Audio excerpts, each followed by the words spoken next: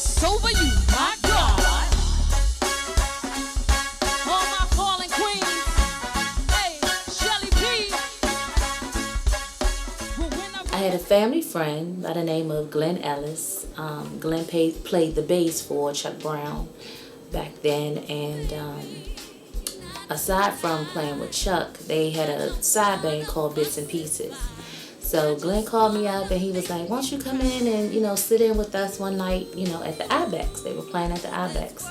Forget what day of the week this was, but I came up and I sung Love Changes, and from there it was kind of like history. For me, I love to sing, I love the stage, but that was getting my feet wet, being able to sing with Bits and Pieces and have a taste of the live performance side of things. And Glenn also set it up for me to sit in with Chuck Brown, on some occasions. So that was definitely a wonderful experience. As many of you know, Chuck would have like an audience of thousands of people at times. So it was definitely an experience to remember. After that, Ronald Moten came up to the Magnus one day. I was working at the Magnus on Georgia Avenue, and Ron came up. He said, I'm forming a band. The name of the band is called A Touch of Essence. And reason being because he had like some of the old members from Rare Essence. And, he had people like myself, Mike Muse. We brought in Chi Ali, Stinky Dink later on. A rapper by the name of Wildflower, Lawrence from Essence back in the day, Godfather, Jungle Boogie.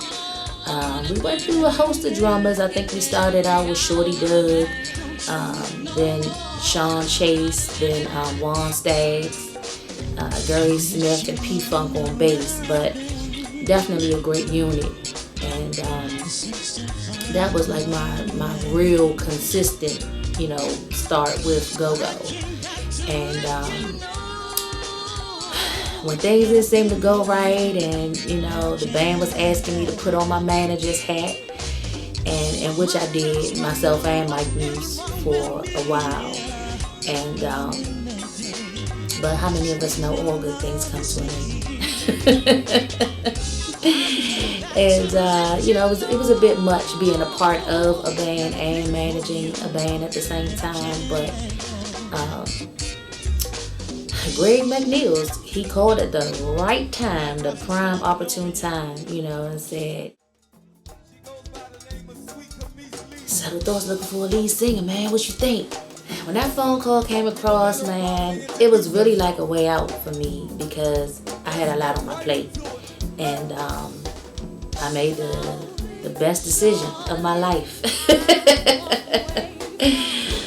So, coming in and, being a part of Settle, it was definitely a memorable experience. And I must say, I had some big shoes to fill, so it wasn't, easy, coming in, but I was under one of the greatest boot camps ever.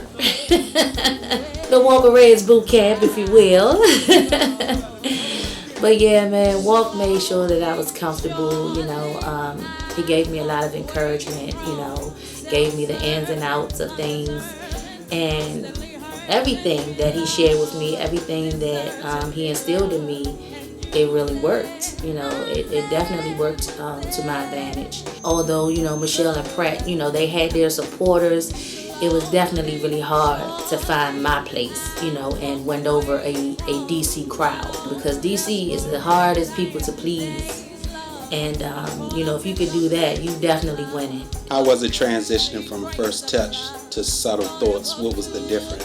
I think definitely, I had more leeway with becoming being a part of Subtle Thoughts. I definitely had a chance to grow into that live performer, and be able to, let myself go, if you will. Not that I didn't, with First Touch, it was so many of us on the front line. I think, I kind of held back a little bit, but once Walt gave me that green light, you know what I'm saying, to just go hard, you know, it was one of the things, but you know what, I'm going to go hard or I'm going to go home. And I went hard, you know. And for me, it was almost like having an alter ego on stage, because I'm this laid back, real chill type of person, you know, if you know me. But on stage, it's, you know, something totally different. You know, I had to really gain the confidence, you know, pull from my inner self and just have fun on stage and just let myself go. So definitely, and it was a different style of music too as well. A Touch of Essence was more of a little bit of old school kind of mixed with, you know, R&B more so, you know, Gogo, if you will. But Subtle Thoughts was R&B and crank. Pretty much. During that tough time, how did you feel? It was definitely a lot of pressure. And me, I'm the type of person, you know, I feel like if something is challenging for me, I'm definitely going to overcome it. You know, I'm going to do what I have to do to make sure that I conquer, you know, something that's difficult for me. And, you know, in that sense, it was hard because those people up front, you know, they were looking for a certain style. So, you know, I had to give off that. And I used to sing and rap, but again, it wasn't to that magnitude of, you know, becoming to do that with Subtle. So once I, you know, got the hang of it and, you know, got more comfortable with the crowd, and also get to mix and mingle with the crowd. That was very important to get to know your audience, you know, hold a conversation with them, get their names, you know, give shout outs and stuff like that, because they love shout outs, you know, and anytime you can say a person's name on the mic, they like, yeah, you know, they love you for life. So, you know, that was one of the things that I just had to do. I had to mingle, I had to interact, I had to work. You know, it wasn't easy. And then, you know, like I said, just get comfortable on stage and bring off that energy that the crowd can feed off of, because they definitely feed off the energy that you bring on stage. So I think once I was able to do that, it made the process, you know, much easier. You actually came in when the Grown and Sexy part of Gogo developed, where Gogo was playing Pocket and actually started playing top 40 songs on the radio, songs that were hot. And that kind of started the era in Grown and Sexy. So you were a major influence as a female vocalist in the Grown and Sexy era. I just want to throw that out there. Well, thank you, Walt. Yeah, and it was pretty challenging too, you know, to grab a hold of different songs, you know, of cover artists, do cover songs, and kind of make it my own, you know. But it seemed like in rehearsal, no matter how hard I thought a song was, Subtle, you know, would just find a creative way, or you would find a creative way to make the best, you know, out of that song in a pocket. Oh man, it was a very difficult time in my life, losing my mom. And I think at the time my mother was in the hospital. She hadn't transitioned yet, but it was just a lot on me, you know, being at the hospital every day. And my mom was very, you know, important to me. We were very, very, very close. And I just could not believe, you know, I was going through a point like that in my lifetime, you know, where it could be just a possibility of losing my mom. So for me, I couldn't find, you know, that inspiration, you know, and have the same energy. I feel like I would have been slighting the crowd, slighting myself, because I wasn't my normal self. You know, I was hurting, and I needed time to go through what I was going through with dealing with losing my mom, you know. And once she actually transitioned, man, that was like I say, one of the most hardest things I've ever had to deal with in my life. And it wasn't an easy phone call, to call up, walk and say, I think I'm gonna step down, because this is just too much, to deal with right now. After I left Settle, I think I was out of the game for like 2 years, before I decided to come back. But I got a phone call from Big Buck, Crucial Entertainment, to be a part of the Publicity band. And that was myself, Earl Vincent, and Scooter on the front line, as well as Buck. And definitely a fun time. And Buck was very adamant, very persuasive, willing to do whatever it took, to get me over there. So I was like, okay, it ain't that hard. If I'm gonna make the decision, I'm gonna make it. So ended up being a part of Publicity, and back then I think it was a place called Cranberries on Silver Hill Road. And man, Publicity had that place locked down, packed out each and every week. And I must say that was some of the best harmony on the front line, man, that you could ever find, in this area, in the DMV area. And I enjoyed, sharing the front line with Earl and Scooter. It was definitely, and Buck, it was a fun time. And, we even had Yanni come in and sit in with us a couple of times. And I think, man, that was some of the best shows. But definitely, man, we had fun. That was a great ride for me as well. After Publicity, I got a phone call from Dirk, DC Vibe Homes. I was available. I decided to go and sit in one night with Vibe at Tacoma Station. And I will never forget this. I sung Is It The Way by Jill Scott. And when I tell you I butchered that song, I butchered it. That's one time in my life I butchered a song. So I wanted that opportunity to come back and redeem myself. So I said, man, you know what? And, Dirk was nice about it. He was like, man, oh no, you did good. You ain't do bad. But that was because he wanted me on the team. He was willing to tell me anything. But I was like, all right, well, you know what? I'm going to come back next week. I'm going to redeem myself. I'm going to sing a song. And I'm going to blow it out the water. And that's what I did. And from that point, man, it was no turning back. I became a part of Vibe, being the first lady of the Vibe band at that time. And again, we had a great run, man. I think back then it was Jay's Sports Cafe, our Laurel. We was doing stuff at the Washington Times, Tacoma Station.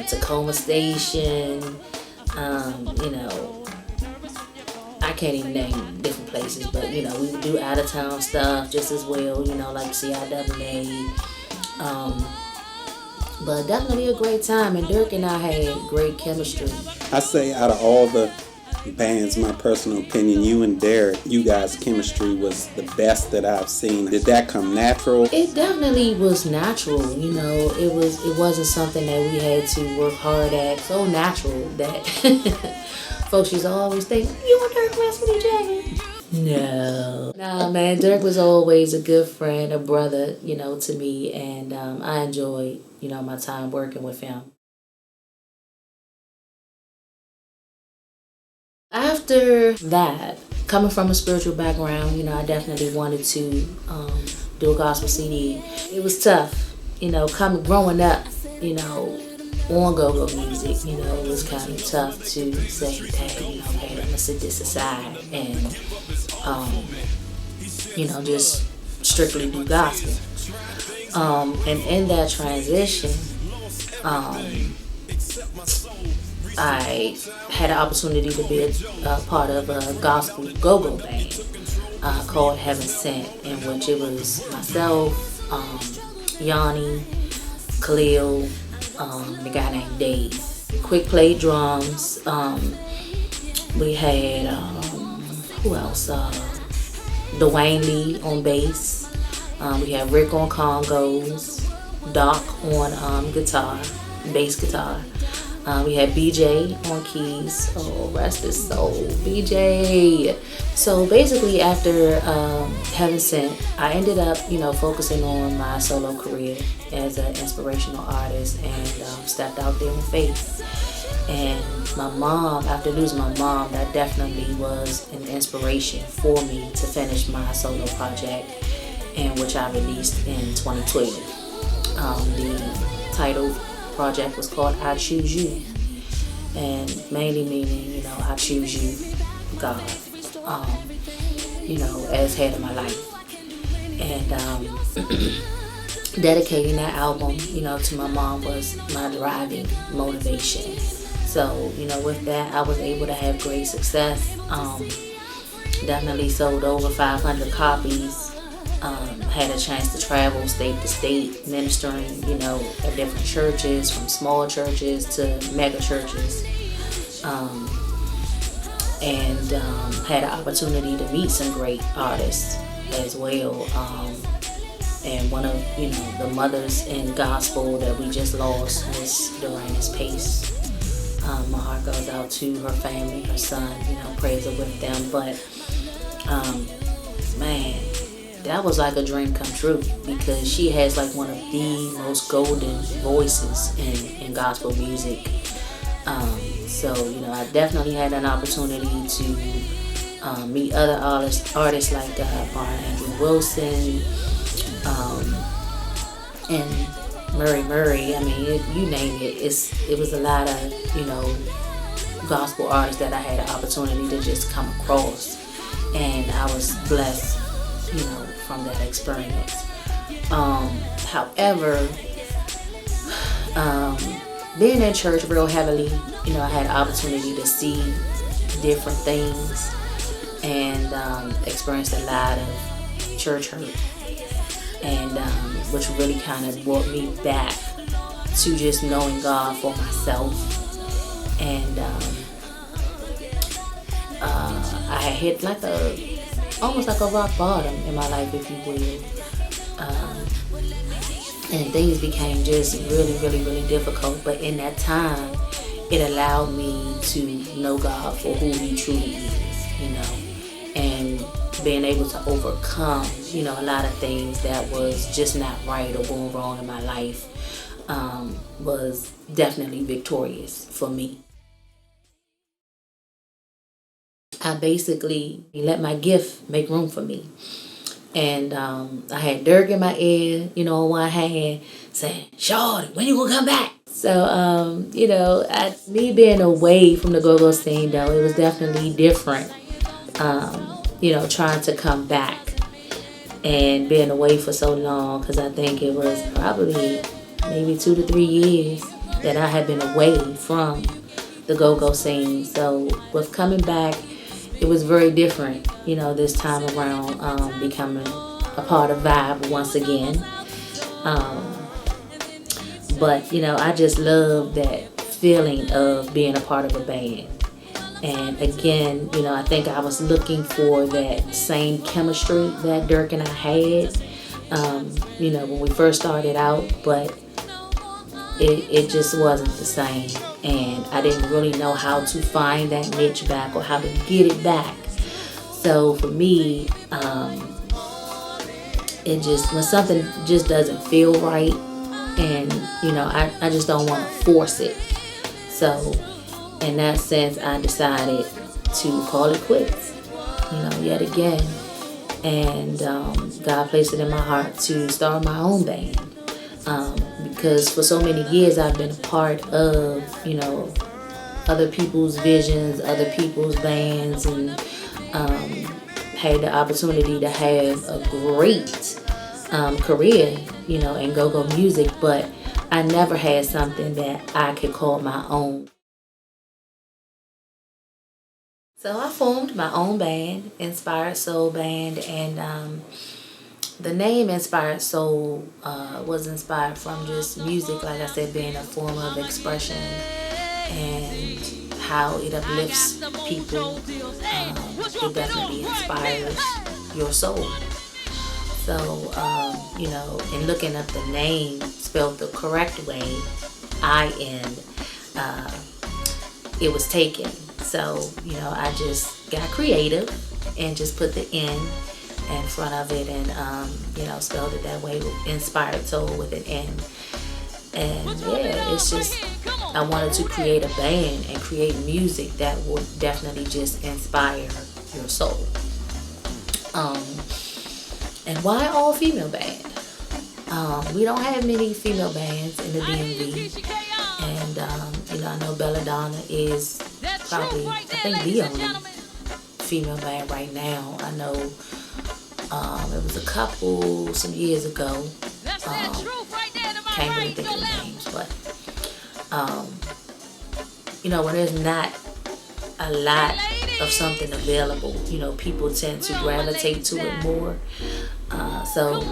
Reason being me wanting an all-female band. Now, I did not know a lot of female musicians, so I knew that would be challenging, and called up my cousin Shannon Brown, excellent drummer, and she was able to put me in touch with some folks who she thought would be interested in being a part of the band. And from there, man, it was history. Inspired Soul was formed and put together.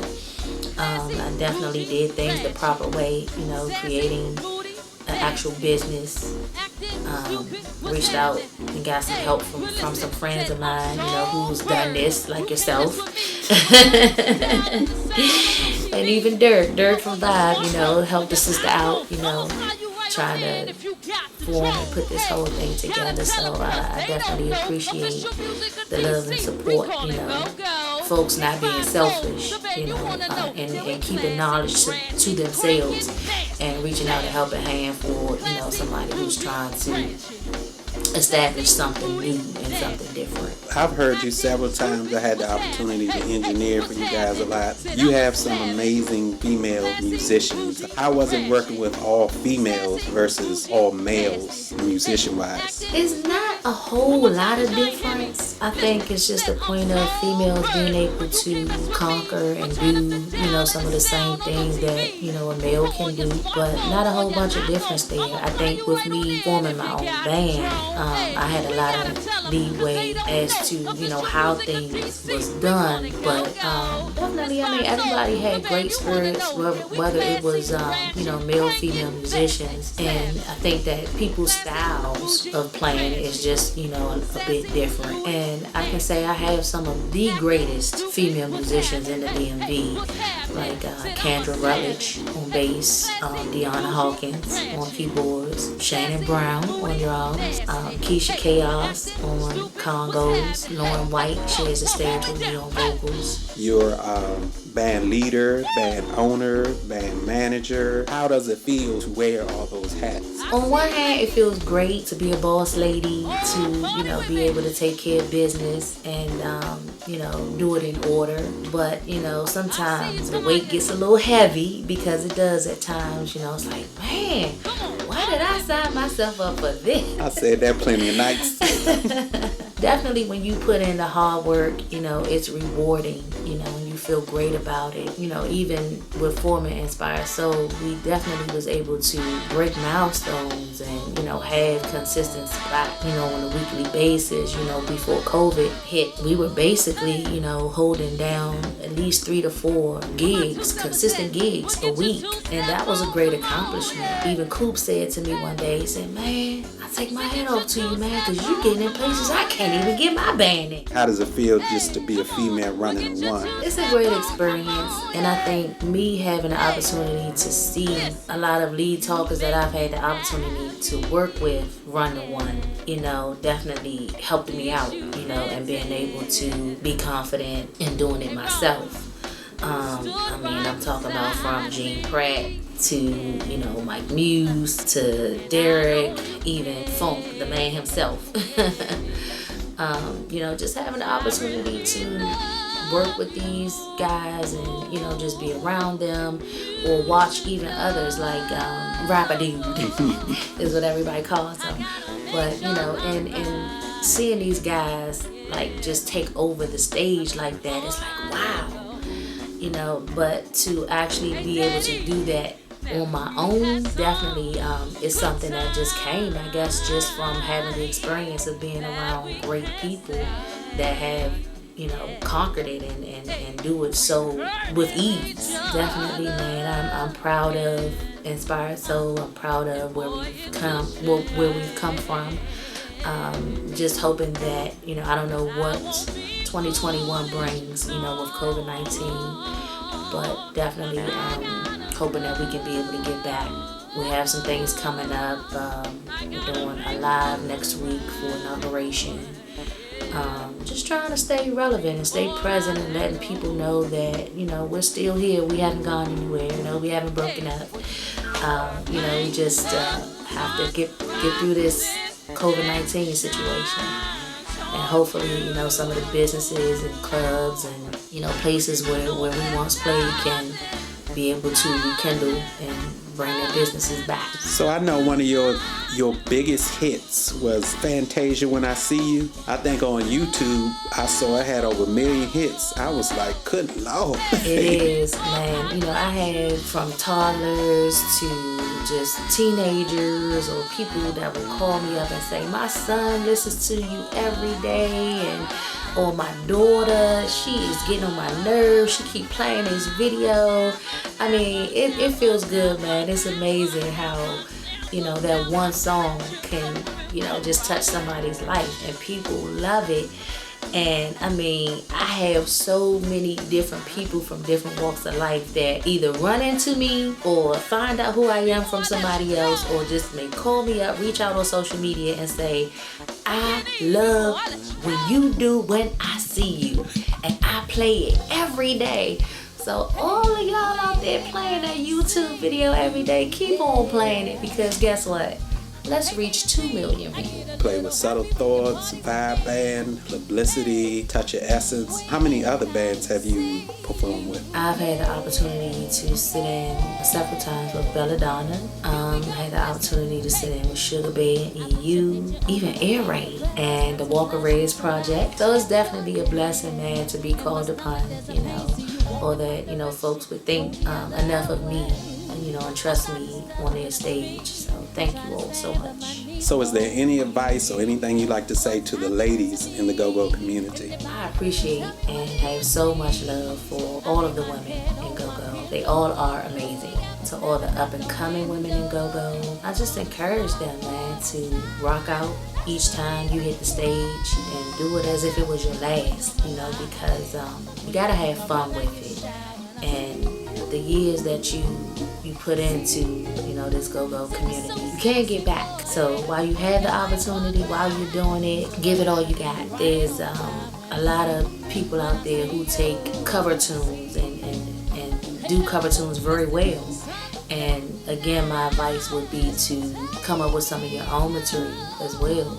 Write your own music and produce it, sing it just as well as you would a cover tune, so people can appreciate your originality. And you can leave forth a legacy, in this Gogo community as well. Because I've done a lot of covers myself, but it's nothing like doing your own material, nothing like it. And become some of the greatest legends, in this city. And when people refer to me as a legend in Gogo, man, I tell you, I'm so humble, and I just see myself just as me, just a regular person. But you just never know how another individual may look at you or may see you. So definitely, man, keep doing it with poise and with greatness, and so that people will want to, remember you for who you are. It's a lot of females in Gogo too that have experienced a lot of different things, and just talking to some of the women in Gogo, some things that I've never experienced being a part of this Gogo gang. And I'm talking about from, being spit on, being beat up, being stabbed, just trying to make their way, in Gogo, and have people respect who they are, on stage. But some people will just hate for no reason, which is really, really sad. But you just have to keep pressing no matter what the circumstance is, keep pressing. If you're a part of the Gogo community and you're a female, to me, you're considered a queen in Gogo music.